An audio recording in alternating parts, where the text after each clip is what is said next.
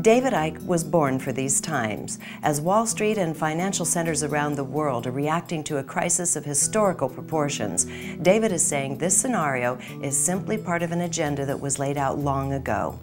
Toward the end of the interview, he also speaks very eloquently about the solutions, one that buys back our sense of humanity and breaks the illusion of tyranny, placing a stranglehold over the human race. But first, he says we must see the game for what it is, including the cozy relationships between what is framed as the public and private financial sectors.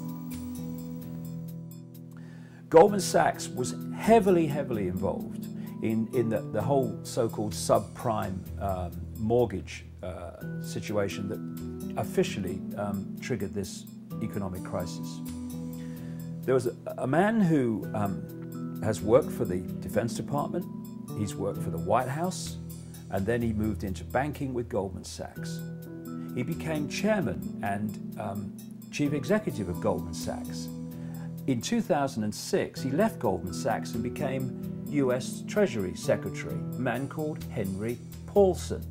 The same Henry Paulson who, because there was this massive problem with the banking system because of all this debt, what they call toxic debt, oh, the credit crunch. Hey, Henry, what's your answer to it? Well, glad you asked. I've been thinking about it. I tell you what it is. It's let's give $700 billion to $1 trillion of debt taken on by the government, i.e. generation after generation of the population, and let's give it to the banks, which I worked for, and when I finish with this job, quite shortly probably, I'm going to go back there, and let's do that. And